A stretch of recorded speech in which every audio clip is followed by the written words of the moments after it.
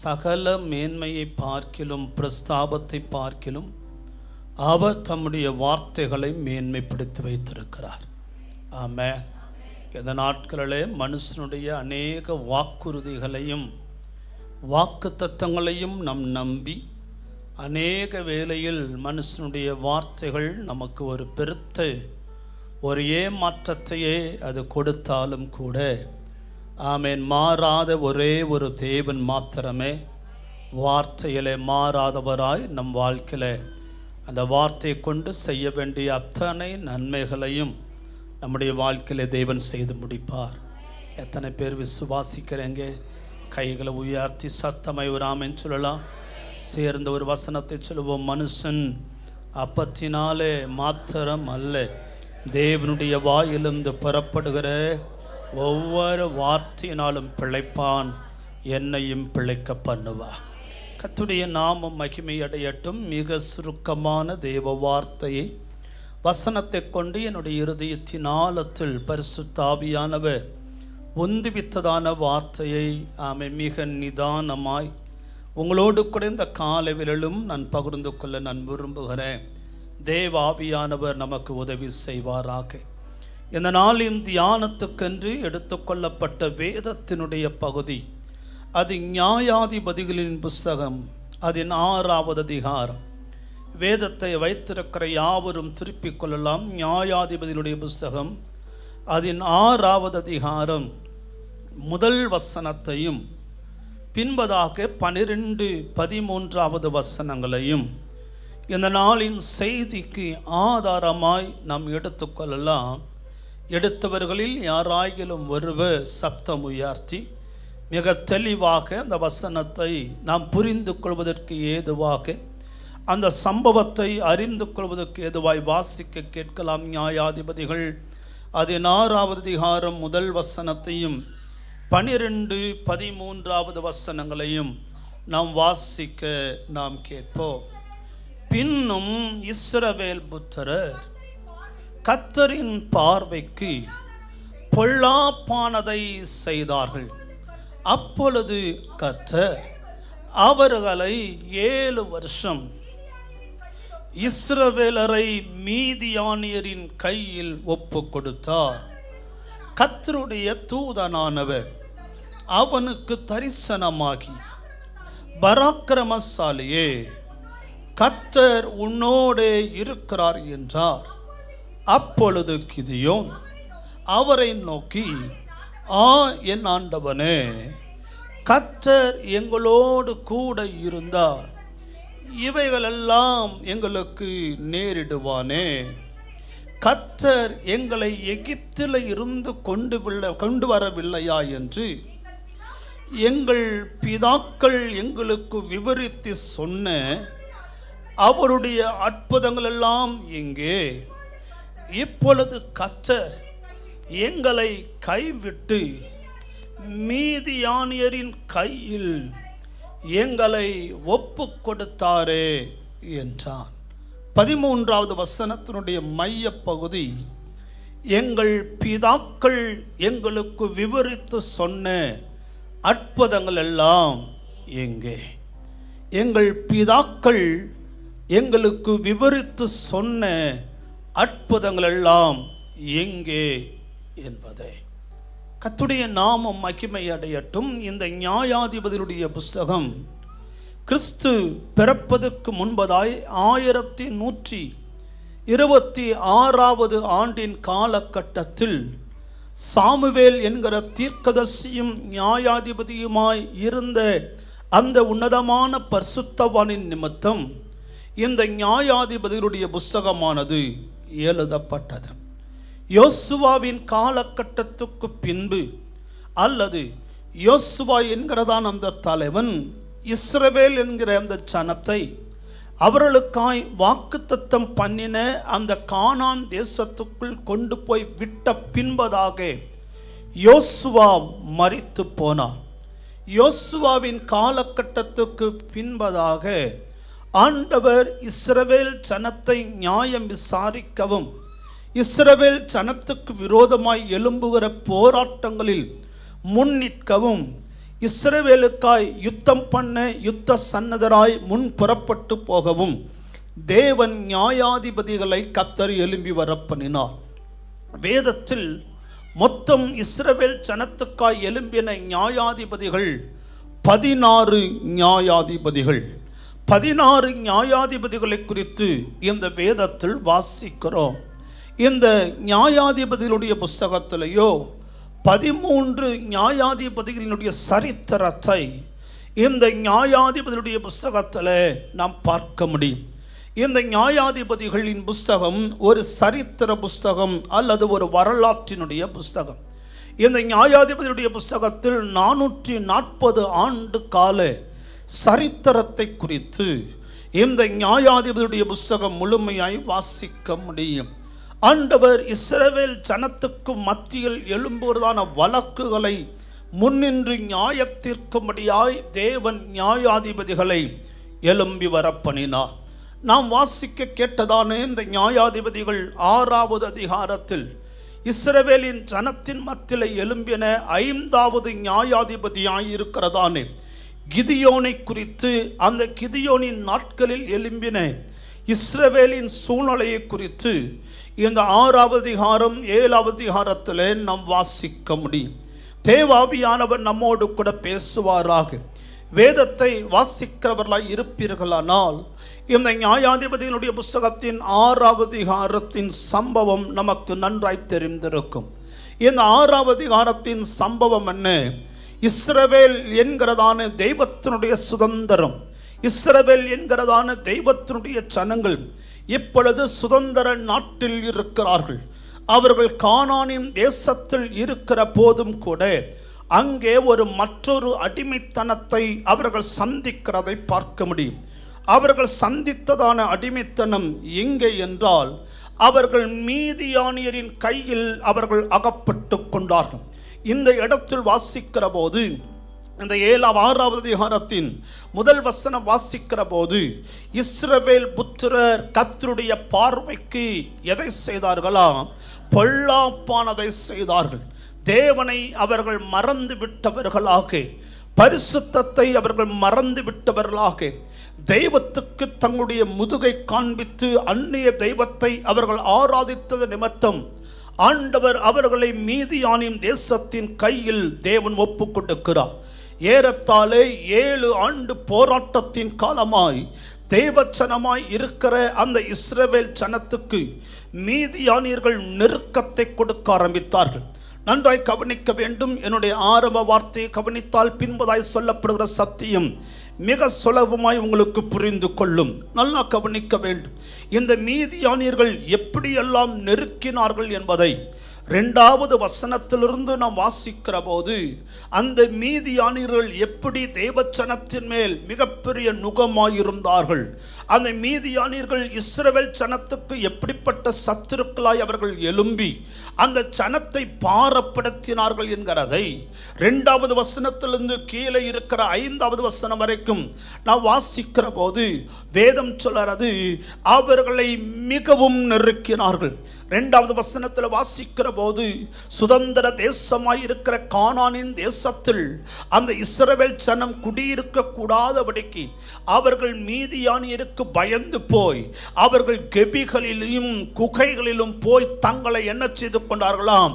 ஒளித்து கொண்டார்கள். கவனியுங்கள், தேவ ஜனத்துக்காய் கொடுக்கப்பட்ட கானான், தேவ ஜனத்துக்காய் கொடுக்கப்பட்ட சுதந்திரம், தேவ ஜனத்துக்காய் கொடுக்கப்பட்டதான நன்மை நிறைந்த சுதந்திர தேசம்.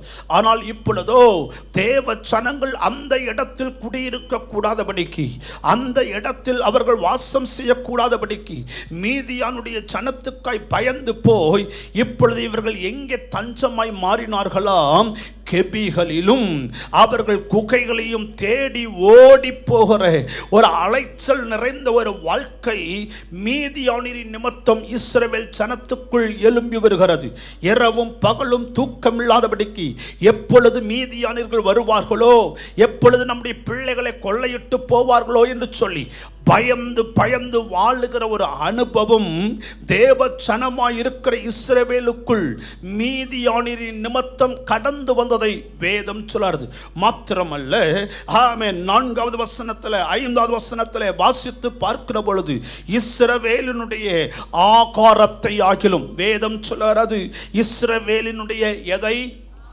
ஆகாரத்தை ஆகிலும், ஆமென், ஆடு மாடுகளை ஆகிலும் அல்லது கழுதை ஆகிலும் அவர்கள் வைக்காதபடிக்கு ஒவ்வொரு நாளும் இஸ்ரவேல் ஜனத்தின் ஆகாரத்தையும் ஆடு மாடுகளையும் கழுதைகளையும் அவர்கள் என்ன செய்கிறார்கள்? கொள்ளையிட்டு அவர்கள் போகிறார்கள். பின்னொரு வசனம் சொல்கிறது, 6வது 5வது வசனத்தில் நான் வாசிக்கிற போது அவர்கள் எப்படி வந்தார்களாம்?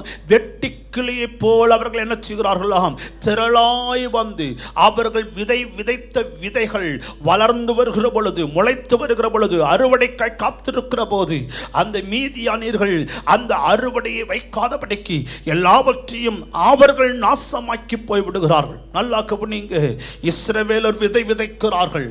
ஆமே ஆமே, இஸ்ரவேலர் அதற்கு தண்ணீர் பாய்ச்சுகிறார்கள்.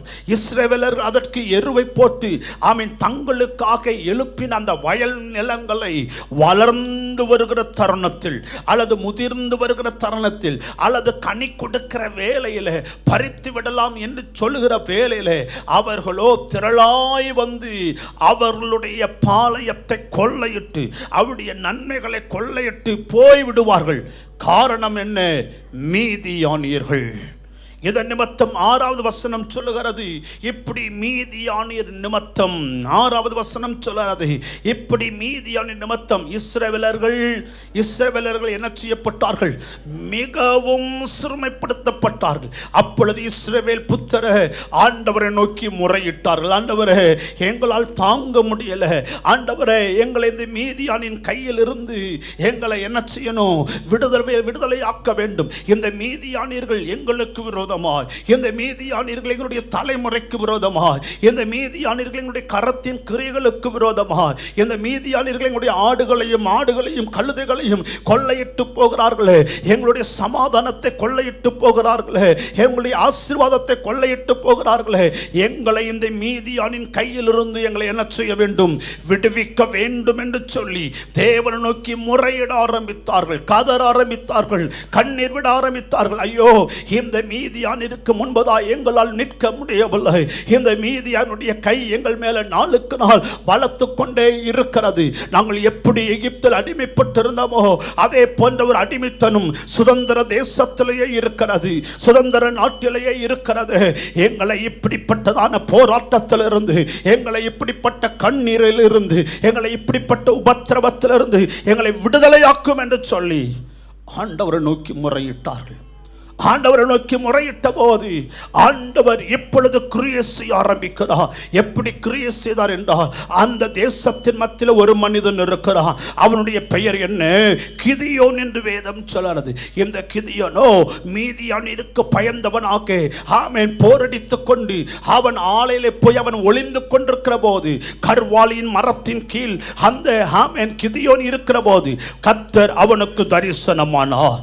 தேவன் அவனுக்கு தரிசனமாகி கர்த்தர் சொல்லுகிறார், பராக்கிரமசாலியே கர்த்தர், சொல்லுங்க வசனத்தை, பராக்கிரமசாலியே கர்த்தர் உன்னோடு கூட இருக்கிறார் என்று சொன்ன போது, இப்பொழுது தேவ தூதனும் கர்த்தருடைய தூதனும் கர்த்தருடைய ஆவியானவரும் ஆமென் கிதியோனும் ஒருவருக்கொருவர் பேசிக் கொள்கிற வார்த்தையைத்தான் 12வது வசனத்தில் இருந்து 16வது வசனம் வரைக்கும் இப்பொழுது கர்த்தருடைய தூதனுக்கும் ஆமென் கிதியோனுக்கும் இடையே சில சம்பாஷணைகள் நடக்கிறது. ஒருவருக்கொருவர் பேசிக் கொள்கிறார்கள். கர்த்தருடைய தூதனானவர் கிதியோனை பார்த்து சொல்கிறார், கவனியுங்கள். கர்த்தருடைய தூதனானவர் கிதியோனை பார்த்து சொல்கிறார், பராக்கிரமசாலியை கர்த்தர் உன்னோடு கூட என்ன செய்கிறார்? இருக்கிறார். ஆமே, என்ன சொல்லுகிறார்? கர்த்தர் உன்னோடு கூட இருக்கிறார். ஆண்டவர் எப்படி மோசையோடு கூட பேசினாரோ, நான் மோசையோடு கூட இருந்ததை போல, சொல்லுங்க வசனத்தை, நான் மோசையோடு கூட இருந்ததை போல நான் உன்னோடும் கூட நான் இருப்பேன். வேதத்தில் அநேக இடத்தில், அநேக பரிசுத்தவான்களிடத்தில் ஆபிரகாம் முதற்கொண்டு ஆண்டவர் சொல்லிக் கொண்டே இருக்கிறாரே, நான் உங்களோடு கூட இருக்கிறேன், நான் உங்களோடு கூட இருக்கிறேன், நான் உன்னுடைய குடும்பத்தோடு கூட இருக்கிறேன் என்று சொல்லிக் கொண்டிருந்தாரே, அதே சத்தம் இப்பொழுது யாருடைய செவிகளில் துணித்தது கேட்டது என்றால் கிதியோனின் செவிகளுக்கும் நேராக அதே சத்தம் தொனிக்கிறது. என்ன சத்தம் தெரியுமா? பராக்கிரமசாலியே கிதியோனே, கர்த்தர் உன்னோடு கூட அவர் இருக்கிறார். ஆமா, கர்த்தர் உன்னோடு கூட இருக்கிறார், ஆண்டவர் உன்னோடு கூட இருக்கிறார் என்று சொன்னபோது அவன் சொன்ன ஒரு பதில், அவன் கேட்ட ஒரு கேள்வியைத்தான் இன்றைக்கு செய்திக்கு ஆதாரமாய் வைக்க நான் விரும்புகிறேன். அவன் சொல்லுகிறான், கர்த்தர் என்னோடு கூட இருக்கிறார் என்று சொல்லுகிறீரே, ஆண்டவர் எங்களோடு கூட இருக்கிறார் என்று சொல்லுகிறீரே, பலத்த தேவன் எங்களோடு கூட இருக்கிறார் என்று சொல்லுகிறீரே, மோசையோடு கூட இருந்ததைப் போல, யோசுவாவோடு கூட இருந்ததைப் போல, முந்தின பிதாக்களோடு கூட இருந்ததைப் போல எங்களோடும் கூடவும் அவர் இருக்கிறார் என்று சொல்லுகிறீரே, அப்படியானால் அவர் எங்களோடு கூட இருந்தால் ஏன் இவைகள் சம்பவிக்கிறது? ஏன் சத்துரு எழும்புகிறார்? ஏன் மீதியானின் கை எங்களுக்கு விரோதமாய் எழும்பி நிற்கிறது? ஏன் மீதியானுடைய வல்லமைகளும் வல்லடைகளும் எங்களுக்கு விரோதமாய் ஏன் எழும்புகிறது? ஏன் மீதியானுடைய கரம் எங்களுடைய பலத்து கரத்தை பார்க்கலும் அவளுடைய கரம் ஏன் பலத்து இருக்கிறது? அவன் கேட்ட கேள்வி என்ன? தேவன் எங்களோடு கூட இருந்தால் இவைகள் என்ன செய்யாது? இவைகள் என்ன செய்யாது? சொல்லுங்க வாயை திறந்து. கர்த்தர் எங்களோடு கூட இருந்தா, சர்வ வல்லமையுள்ள தேவன் எங்களோடு கூட இருந்தா, யெகோவா தேவன், எல்ஷடாய் இருக்கிற தேவன் எங்களோடு கூட இருந்தால் மீதியான் எங்களை கொள்ளையிட முடியாது, சத்துரு எழும்ப முடியாது, இந்த உபத்திரவங்கள் எங்களுக்கு நேரிட முடியாது, இப்படிப்பட்டதான சூழ்நிலைகள் எங்களுக்கு எழும்பி வர முடியாது. கர்த்தர் எங்களோடு கூட இருந்தால் ஏன் இவைகள் சம்பவிக்கிறது என்று சொல்லி ஒரு கேள்வியை எழுப்புகிறான். என்ன கேள்வி தெரியுமா? வேதம் சொல்லுகிறது, எங்கள் பிதாக்கள் எங்களுக்கு விவரித்து சொன்ன அற்புதங்கள் எங்கே? எங்கள் பிதாக்கள் கண்ட அற்புதங்கள் எங்கே? அப்படியானால் ஆமென், கவனிக்கணும். கிதியோனினுடைய இருதயத்தில் இருந்த எண்ணம் என்ன? எங்கள் அடிமைத்தனம் மாற வேண்டுமானால், ஆமே, மீதியானின் கையிலிருந்து எங்களுக்கு ஒரு விடுதலை உண்டாக வேண்டுமானால், மீதியான் கொண்டு வருகிற நஷ்டத்திலிருந்து, மீதியான் கொண்டு வருகிற பலவீனத்தில் இருந்து, மீதியான் கொண்டு வருகிறதான கொள்ளையிடுகிறதுல இருந்து, மீதியான் கொண்டு வருகிறதான நெருக்கத்திலிருந்து எங்களுக்கு ஒரு அற்புதம் உண்டாக வேண்டுமானால் பிதாக்களின் காலம் தேவை என்று அவன் சொல்லுகிறான். ஆமே, புரிந்தவர்கள் ராமன் சொல்லுங்க பார்க்கலாம். அடிமைத்தனம் மாற வேண்டுமானால், மீதியானுடைய வல்லமைகள் முறிய வேண்டுமானால், சத்துருடைய போராட்டங்கள் முறிந்து போக வேண்டுமானால் எங்களுக்கு என்ன தேவை தெரியுமா? பிதாக்களின் நாட்கள் தேவை, பிதாக்களுடைய காலம் தேவை என்று சொல்கிறார். பிதாக்களின் காலம் சாதாரணமான நாட்கள் அல்ல. பிதாக்களின் காலம் தேவன் பிதாக்களோடு கூட நேரடியாய் பேசினதான நாட்கள். பிதாக்களின் காலம் சாதாரண காலம் அல்ல, பரிசுத்தம் நிறைந்த ஒரு நாட்கள். பிதாக்களின் காலம் சாதாரணமான நாட்கள் அல்ல. நீங்களும் நானும் மாறி மாறி 136ஆம் சங்கீதத்தில் வாசித்தோமே, அந்த பிதாக்களின் காலத்தில் என்னவெல்லாம் சம்பவித்தது என்பதை 10வது வசனத்தில் இருந்து 22வது வசனம் வரைக்கும் பிதாக்களின் காலத்தில் என்ன சம்பவிக்கிறது? சிவந்த சமுத்திரம் இரண்டாய் பிரிகிறது, யோர்தான் குவியலாக நிற்கிறது, பாசானின் ராஜாவாகிய ஓகை கத்த ஆமென் அவர் ஆமென் ஜெயம் எடுக்கிறார். ஒவ்வொன்றின் பின் ஒவ்வொன்றாய் வேத வசனத்தில் பிதாக்களின் காலம் என்னவெல்லாம் சம்பவித்தது என்பதை குறித்து வேதம் சொல்கிறது. அந்த கிதியோனுடைய இருதயத்தில் இருந்ததான பாரம் என்ன தெரியுமா? எங்கள் அடிமைத்தனம் முறிய வேண்டுமானால் எங்கள் நாட்களில் பிதாக்களின் காலங்கள் திரும்ப வேண்டும். எந்த நாட்கள் திரும்பணும்? வாயை திறந்து சொல்லுங்க. எந்த நாட்கள் திரும்பணும்? பிதாக்களின் காலம்.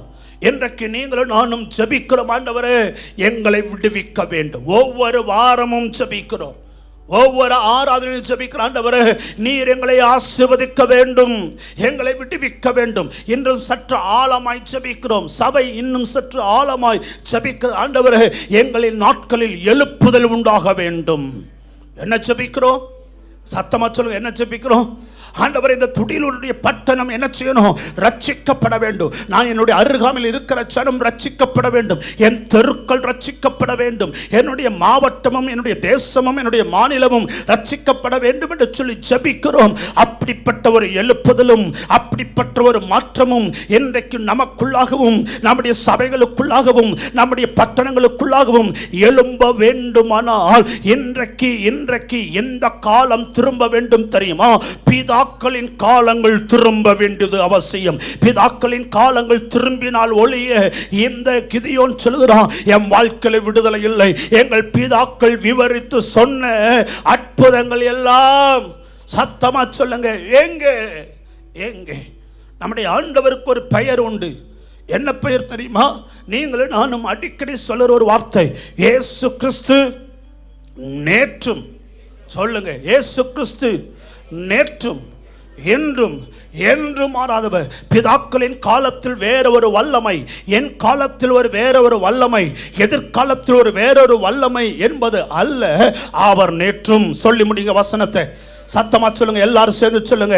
அவர் எப்பொழுதும் அவர் மாறாதவர். பிதாக்களின் காலத்தில் வித்தியாசமாய் செயல்பட்டவர் என் காலத்திலும் வித்தியாசமாய் செயல்படுவார். என் காலத்தில் செயல்படுகிறவர் என் தலைமுறையின் காலத்திலும் அவர் செயல்படுவார். நீங்களும் நானும் பாடுகிறோம், அவருடைய வல்லமைகள் ஒரு நாளும், சத்தமா சொல்லுங்க, அவருடைய வல்லமைகள் ஒரு காலம் குறைந்து போகவில்லை. அவருடைய உயிர்த்தலுடைய மகிமை நான் அடிக்கடி சொல்வதுண்டு. வேதத்தில் இருக்கிற சம்பவங்கள் ஒரு சரித்திர சம்பவங்கள் மட்டுமல்ல, என் வாழ்க்கையிலும் நிறைவேறுகிற தீர்க்க தரிசனத்தினுடைய சம்பவங்கள்.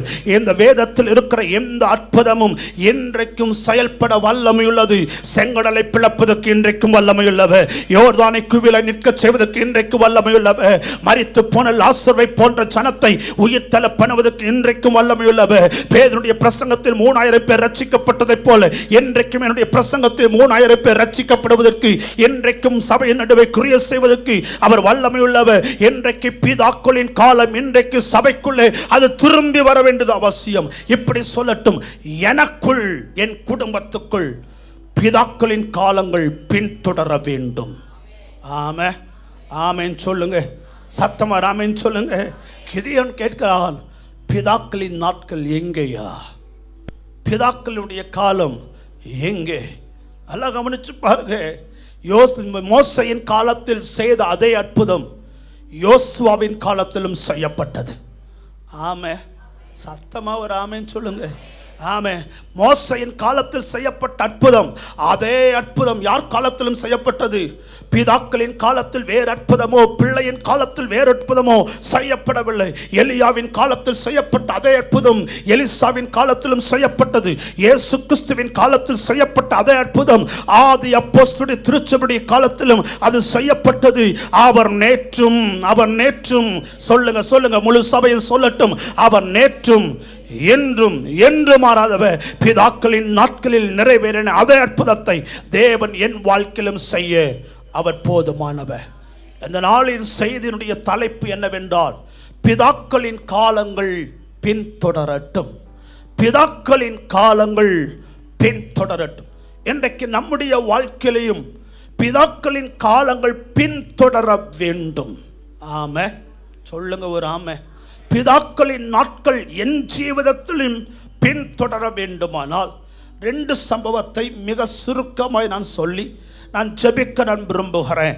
பிதாக்களின் நாட்களின் காலங்கள் அல்லது அந்த நாட்களில் நடைபெற்ற அற்புதங்கள் என் வாழ்க்கையிலும் பின்தொடர வேண்டும். பிதாக்களின் காலங்கள் பின்தொடரட்டும். சேர்ந்து சொல்லுங்க பார்க்கலாம். பிதாக்களின் காலங்கள் பின்தொடரட்டும், நம்மையும் பின்தொடரட்டும், என் குடும்பத்தையும் சபையும் அது என்ன செய்யணும்? பின்தொடர வேண்டுமானால் வேதத்தில் 2 சம்பவத்தை ஞாபகப்படுத்த விரும்புகிறேன். பிதாக்களின் நாட்களைப் போலவே அற்புதத்தை சுதந்திரித்தவர்கள். பல வருஷங்களுக்கு முன்பதாக இதே வசனத்தின் அடிப்படையில் உங்களோடு கூட சத்தியத்தை பகிர்ந்து கொண்டது உண்டு. எனக்கும் ஞாபகம் இருக்கிறது. இன்றைக்கு தேவன் வேறு விதமாய் நம்மோடு கூட தேவன் பேசுவாராக. பிதாக்களின் காலங்கள் பின்தொடர வேண்டுமானால் வேதத்தின் 2 சம்பவத்திலே ஆமென், பிதாக்களின் காலம் பின்தொடர்வதற்கு அவர்கள் என்ன செய்தார்கள் என்பதை நான் சொல்லி நாம் இணைந்து ஜெபிக்க போறோம். எங்கள் காலங்களிலும் பிதாக்களின் காலங்கள் தொடர வேண்டும் என்று சொல்லி இறுதியாய் ஜெபிக்க போறோம். திருப்பி நாம் ஜெபிக்காம வாசிக்க போகிறோம். 1 ராஜாக்களின் புஸ்தகம் அதனுடைய 8வது அதிகாரம். 1 ராஜாக்களின் புஸ்தகம் அதனுடைய 8வது அதிகாரம் அதன் 66வது வசனத்தை, கடைசி வசனத்தை யாராயில் ஒருவர் எடுத்தவர்கள் வாசிக்க நாம் கேட்கலாம். 8ஆம் நாளிலே ஜனங்களுக்கு சாலமோன் விடை கொடுத்து அனுப்பினான். அவர்கள் ராஜாவை வாழ்த்தி, கர்த்தர் தமது தாசனாகிய தாவீதுக்கும் தமது ஜனமாகிய இஸ்ரவேலுக்கும் எல்லா நன்மைகளுக்காகவும் சந்தோஷப்பட்டு மனம் மகிழ்ச்சியோடு மனம் மகிழ்ச்சியோடு தங்கள் கூடாரங்களுக்கு போய்விட்டார்.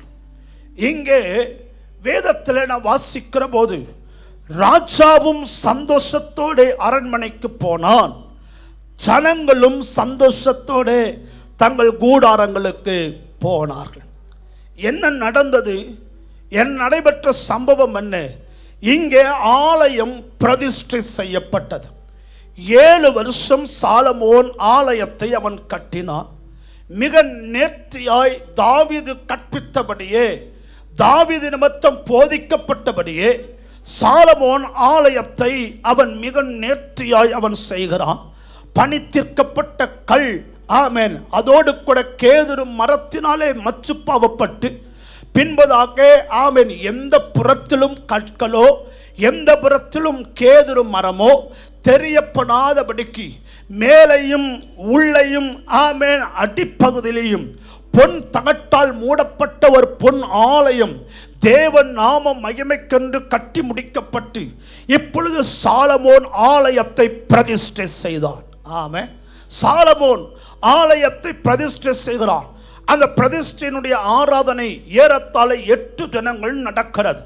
அந்த பிரதிஷ்டையினுடைய ஆராதனை 8 தினத்துக்கு பின்பதாக இப்பொழுது ராஜா எழுந்து நின்று அந்த 8 தினங்களும் பலி செலுத்தின, அந்த 8 தினங்களும் தேவ ஆலயத்துக்கு கூடி வந்த, அந்த 8 தினங்களும் பிரதிஷ்டையினுடைய பண்டிகையிலே பங்கெடுத்த அந்த ஜனத்தை ராஜா தன்னுடைய கரம் உயர்த்தி ஆசீர்வதிக்கிறார்.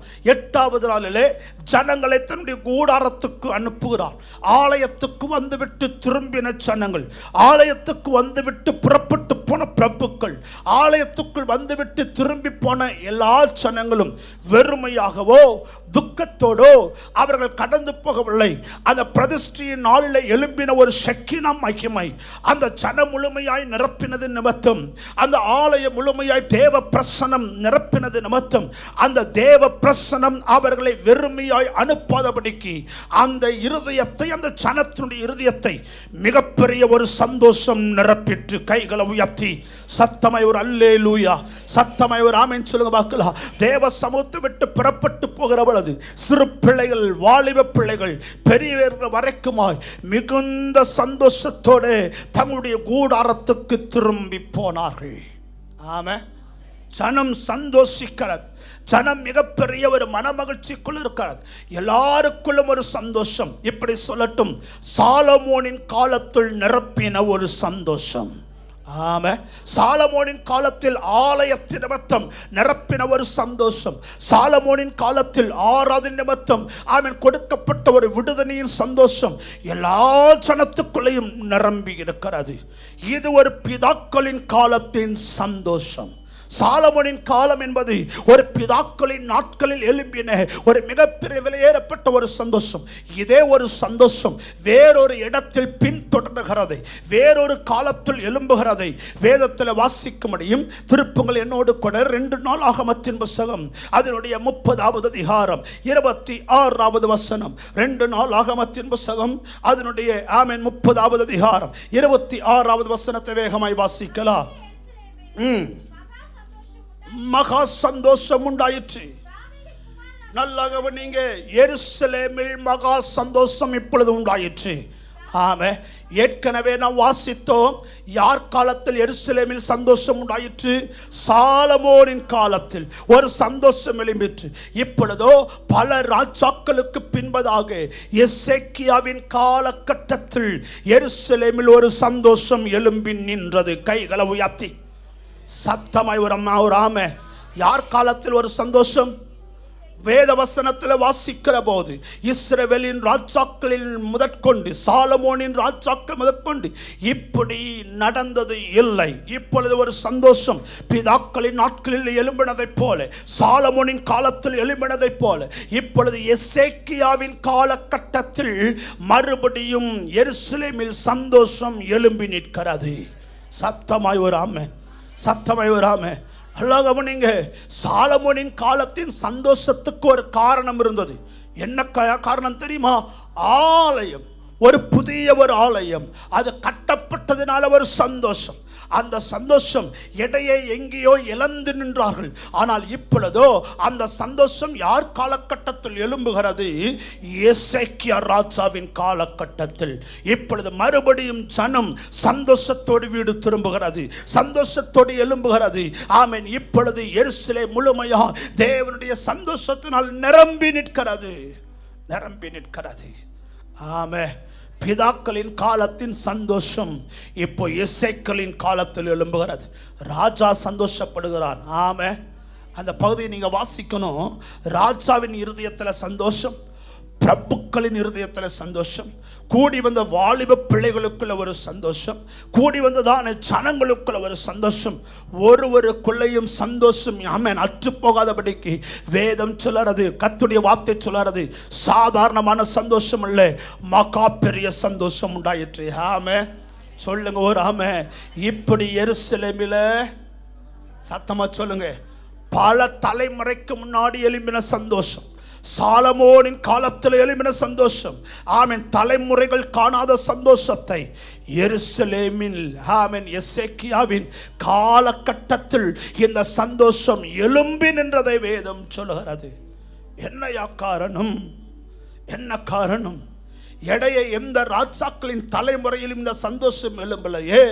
இந்த எசேக்கியேலின் காலகட்டத்தில் இந்த சந்தோஷம் எழும்பி நின்றதனுடைய காரணம் என்ன? இந்த எசேக்கியாவும் எசேக்கியாவை சார்ந்த அந்த யூத ஜனங்களும் அவர்கள் என்ன செய்தார்கள் என்பதை வேதத்தில் நான் வாசிக்கிற போது, இந்த எசேக்கியாவும் இந்த ஆமென் எசேக்கியாவோடு கூட இருந்த யூத ஜனங்களும் தெய்வ ஜனமும் இணைந்து செய்த ஒரு விஷயத்தை இன்றைக்கு நீங்களும் நானும் செய்வோமானால், பிதாக்களின் காலத்தின் அற்புதத்தை, பிதாக்களின் காலத்தின் எழுப்புதலை, பிதாக்களின் காலத்தினுடைய கிருபைகளை, பிதாக்களின் காலத்தில் அவருடைய கண்கள் கண்டு மேலான ஆசீர்வாதத்தை, தேவனோடு கூட இருக்கிற உறவை, தேவனோடு கூட நெருங்கி வாழுகிற ஒரு அனுபவத்தை இன்றைக்கு நீங்களும் நானும் சுதந்திரிக்க முடியும். எத்தனை பேர் கைகளை உயர்த்தி எத்தனை பேர் ஆமென் சொல்ல முடியும்? இன்றைக்கு அடிமைத்தனம் முறிவதற்கு மீதியானுடைய கரம் முறிந்து போனதை போல இன்றைக்கு நம்முடைய அடிமைத்தனம் முறிந்து போக வேண்டுமானால் இந்த பிதாக்களின் காலம் நம்முடைய வாழ்க்கையில திரும்ப வேண்டும். அந்த பிதாக்களின் காலம் நம்முடைய வாழ்க்கையில திரும்புவதற்கு இந்த எசேக்கியா என்கிற அந்த ராஜாவும் இவனோடு கூட இருந்த ஜனமும் சேர்ந்து செய்த விஷயம் என்ன? ஒரே ஒரு வார்த்தையை நான் மையப்படுத்த விரும்புகிறேன். திருப்புங்களோடு கூட 2 ராஜாக்களின் புத்தகம் அதனுடைய 18வது அதிகாரம் 4வது வசனத்தின் ஆரம்ப பகுதியை வாசிக்கலாம். 4வது வசனத்தின் ஆரம்ப பகுதி வாசிமா, நல்ல வாசி. அவன் மேடைகளை, சத்தமா சொல்லுங்க, அவன் மேடைகளை அகற்றி. ஆமென். கவனிங்க, ஒன்று அவன் செய்த விஷயம் என்ன? அகற்றினான். ஆமென் சொல்லுங்க, எல்லாரும் சேர்ந்து சொல்லுங்க பார்க்கலாம். என்ன செய்தான் அவன்? அவன் என்ன செய்தான்? விளக்கினான் அல்லது அகற்றினான். இன்றைக்கு நீங்களும் நானும் அந்த முந்தின காலத்தின் அனுபவத்தை, அந்த முந்தின காலத்தின் ஆவிக்குரிய அனுபவத்தை, அந்த முந்தின ஆவிக்குரிய ஆசீர்வாதத்தை, அந்த முந்தின தேவனோடு கூட இருக்கிற அந்த உறவை, அந்த முந்தின தேவனோடு கூட இருக்கிற தேவனுடைய பிரசன்னத்தினுடைய உணர்வை இன்றைக்கு மறுபடியும் சபைக்குள் நீங்களும் நானும் கொண்டு வந்து நிறுத்த வேண்டுமானால் விளக்க வேண்டியதை விளக்க வேண்டும். ராஜா செய்த விஷயம், ஜனங்கள் செய்த விஷயம், அவர்கள் அகற்றினார்கள். ஆமென். என்ன சம்பவித்தது?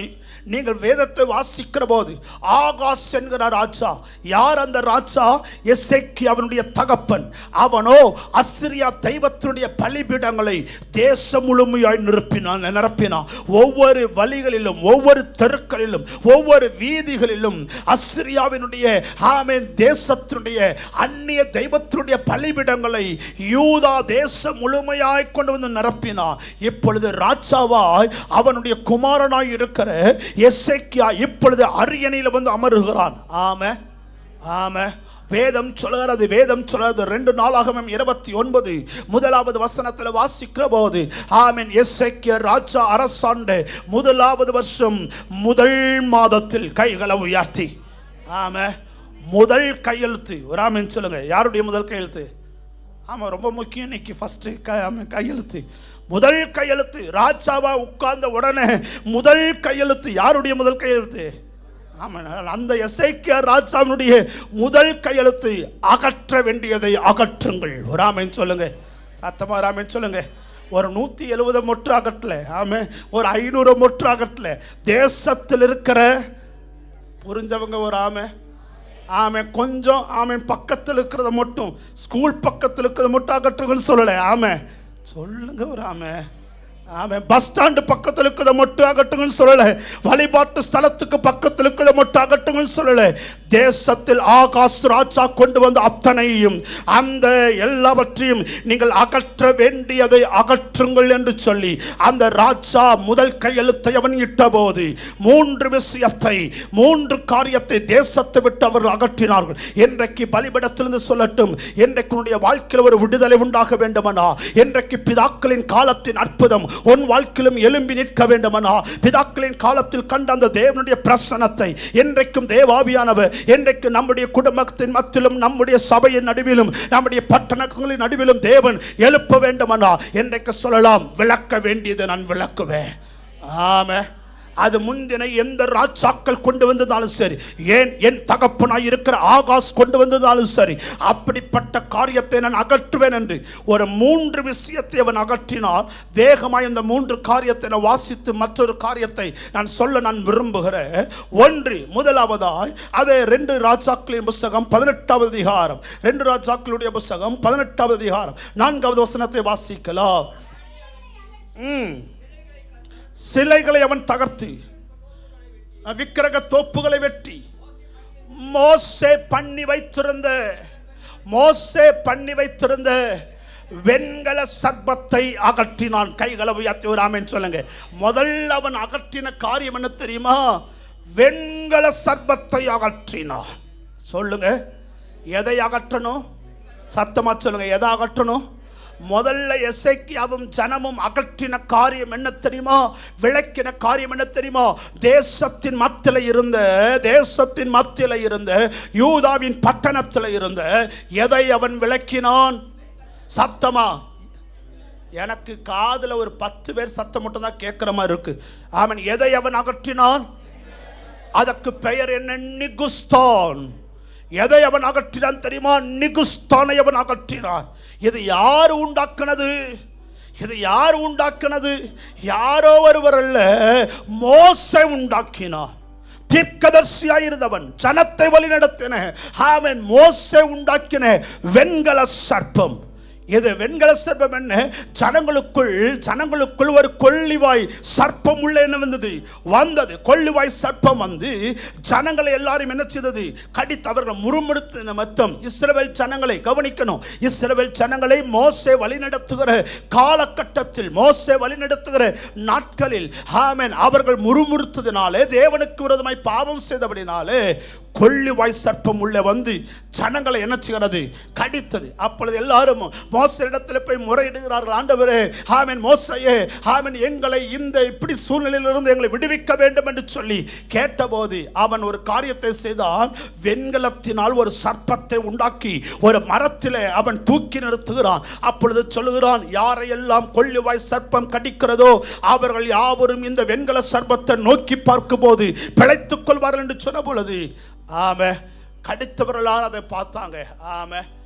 அன்னையில இருந்து இந்த இஸ்ரவேல் ஜனம் எதை பிடிச்சுக்கிச்சு? நம்மளை போலவே நம்ம யாரையாச்சும் ஒருத்தனால எனக்கு ஒரு நன்மை வந்துட்டா போதும். யாரோ ஒருத்தனை பார்த்தா ஏதாவது ஒரு விடுதலை வந்துட்டா போதும். யாரோ ஒரு பாஸ்ட் ஜெபம் பண்ணி நமக்கு ஒரு அற்புதம் நடந்துட்டா போதும். நம்ம யாரை தான் பிடிப்போம்? சொல்லுங்கம்மா. ஏதோ ஒரு காரியம் அதையவே பிடிச்சிட்டு இருப்போம். இந்த ஜனம் இந்த நிகுஸ்தானையை பிடித்து கொண்டிருந்தது.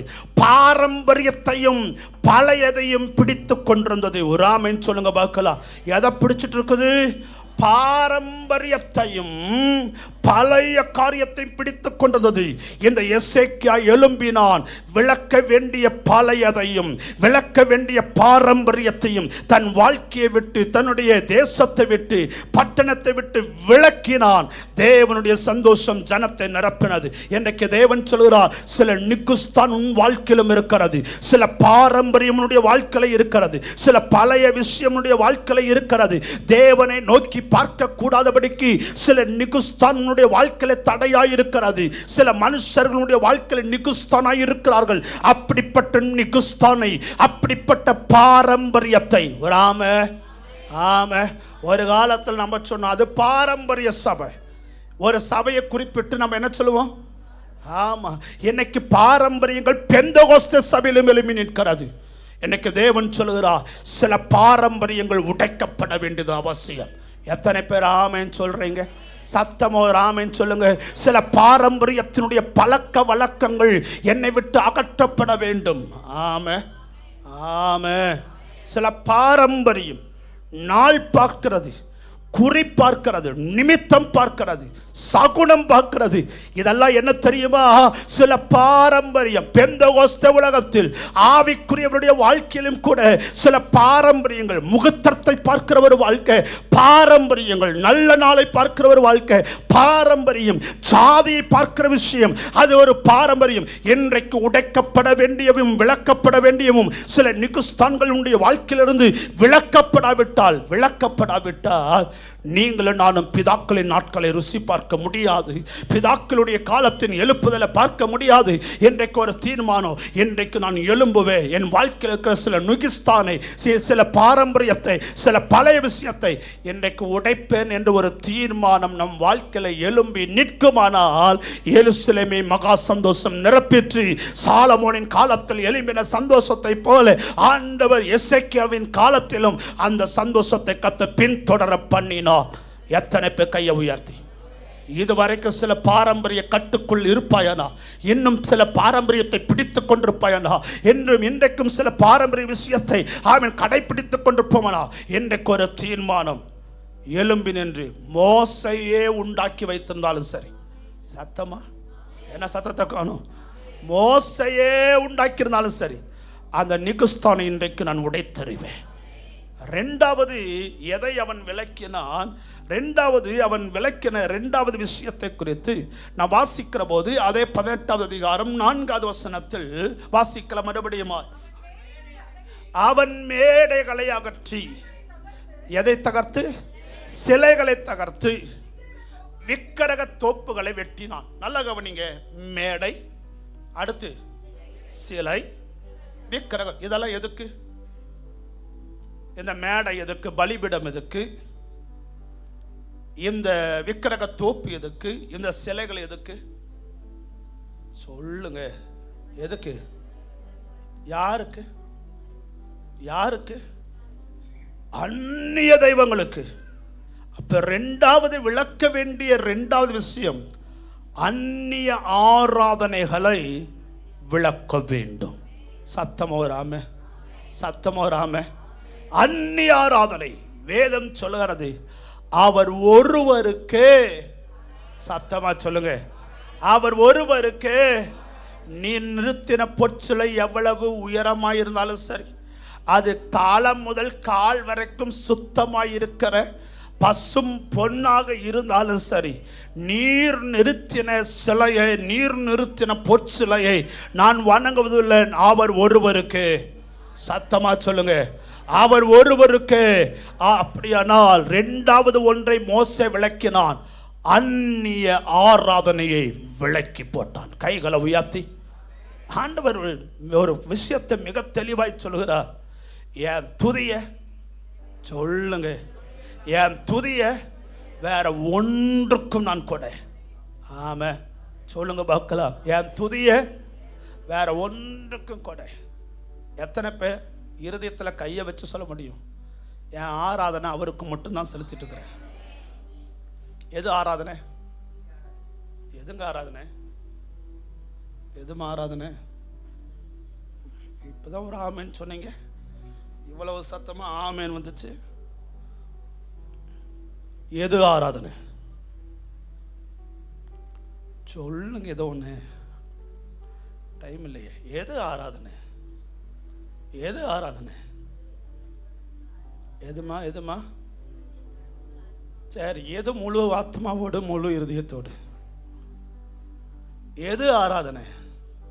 ஞாயிற்றுக்கிழமையான சபைக்கு வரமே அது ஆராதனையா? 1% அது ஆராதனை. ஆமா. பாடுறது 1% ஆராதனை. ஆமென் சொல்லுங்க. ஞாயிற்றுக்கிழமை தேவ சமூகத்தில் ஓய்வு நாளை கொண்டாட வர்றது 1% ஆராதனை. மிச்ச 99 எது ஆராதனை? எது ஆராதனை?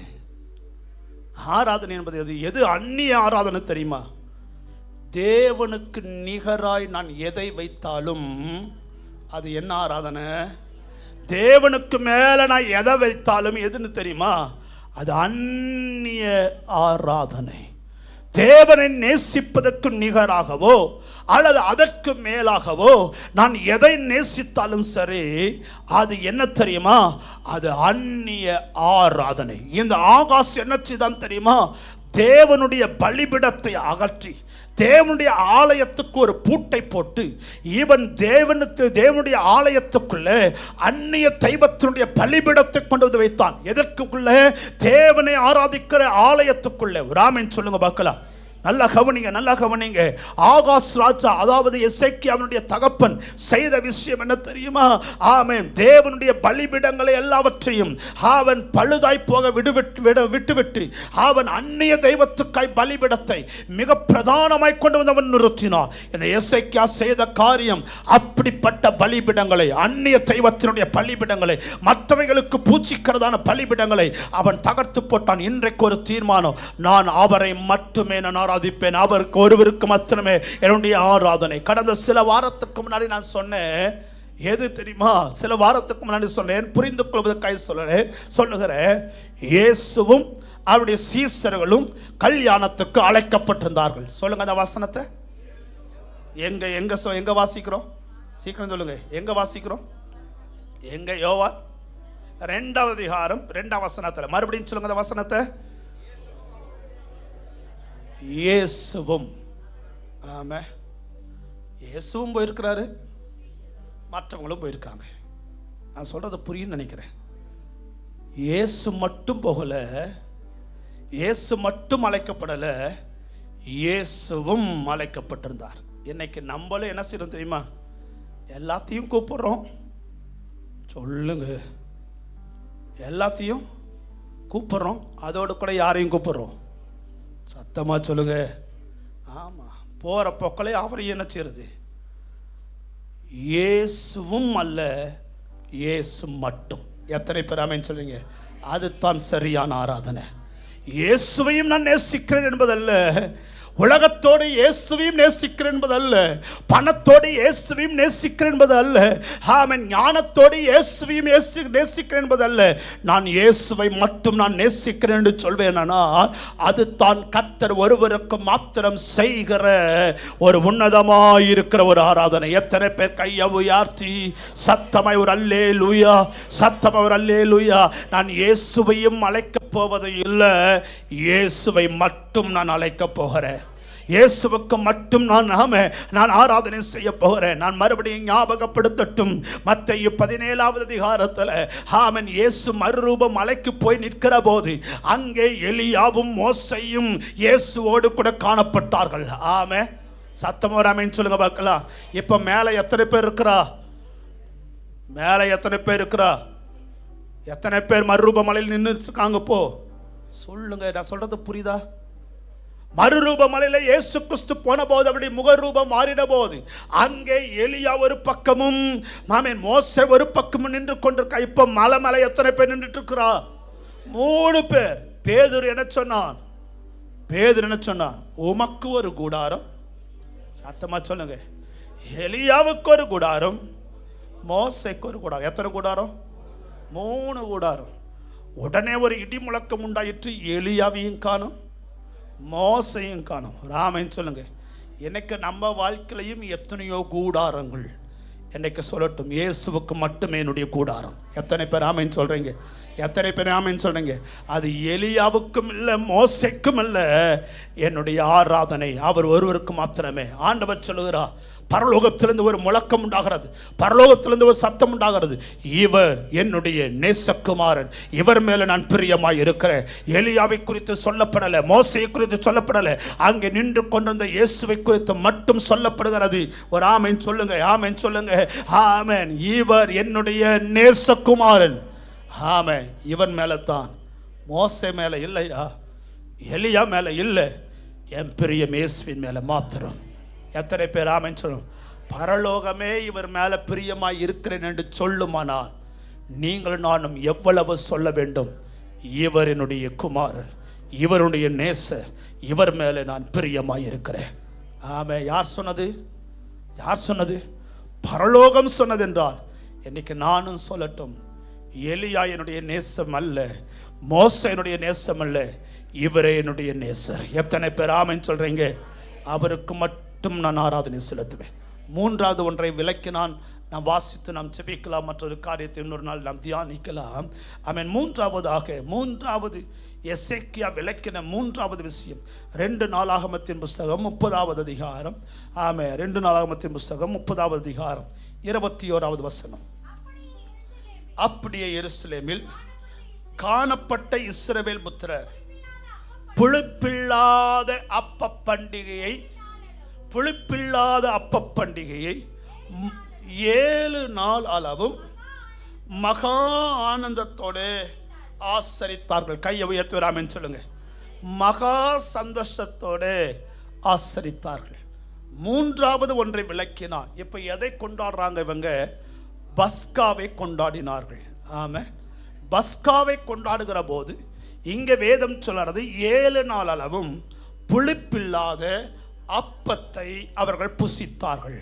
ஆமா, புளிப்பில்லாத அப்ப பண்டிகையை கொண்டாடினார்கள். இங்கே மறைந்திருக்கிற ஒரு காரியம், புளிப்பில்லாத அப்ப பண்டிகையை கொண்டாட வேண்டுமானால் அதற்கு முன்பாக ஒன்றை விளக்க வேண்டும்.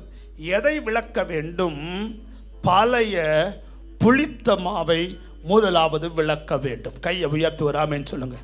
மூன்றாவது எசேக்கியாவும் ஜனமும் ஆமென் மூன்றாவது ஒரு விஷயத்தை விளக்கிட்டு, எதை விளக்கிறது என்றார்?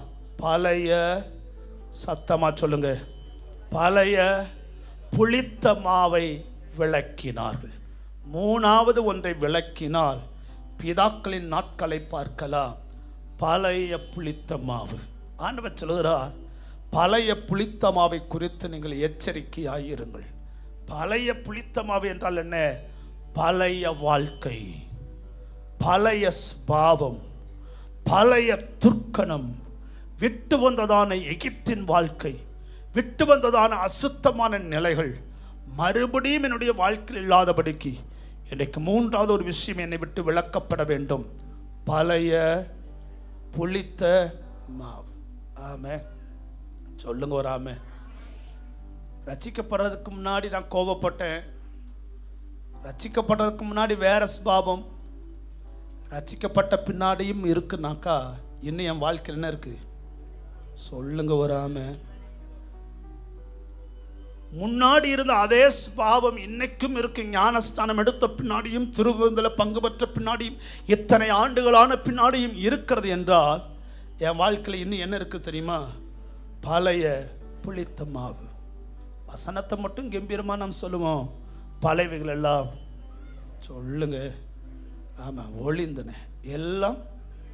ஆமாம், இன்னைக்கு சொல்லிவிட்டு அடுத்த வாரம் வந்து சொல்லுவோம் பழையவைகள் எல்லாம். ஆமாம், இன்றைக்கு பழைய புளித்த மாவுக்கு ஒரு முடிவு கட்டி அவைகளை என்னை விட்டு நான் விளக்குவேன். எசேக்கியாவின் நாட்களில் ஒரு சந்தோஷம். எசேக்கியாவின் காலத்தில் பிதாக்களின் காலம் தொடர்ந்தது. காரணம், விளக்க வேண்டியதை விளக்கினான். 3 விஷயம். ஒன்று, முதலாவது அவன் விளக்கினது பழைய பாரம்பரியத்தையும் பழையதையும் விளக்கினான். ரெண்டாவது அவன் விளக்கின 2வது விஷயம் சொல்லுங்க, 2வது அந்நிய ஆராதனையை விளக்கினான். 3வது விளக்கினது பழைய புளித்த மாவை விளக்கினான். வேதம் சொல்றது இப்படி எருசலேமில் நடந்ததே இல்லை. அவ்வளவு பெரிய சந்தோஷத்தை கர்த்தர் எசேக்கியாவின் நாட்களில் கர்த்தர் விளங்க பண்ணினார். இன்னைக்கு தேவன் சொல்லுகிறார், பிதாக்களின் காலங்கள் எங்கே? கிதியோன் கேட்கிறான், பிதாக்களின் நாட்கள் எங்கே? எங்கள் அடிமைத்தனம் முறிய வேண்டுமானால், மீதியானின் கையிலிருந்து நாங்கள் விடுதலையை பெற வேணும்னா, மீதியானுடைய நுகங்கள் முறிக்கப்படணும்னா எங்கள் வாழ்க்கையில் தேவை பிதாக்களின் காலம்.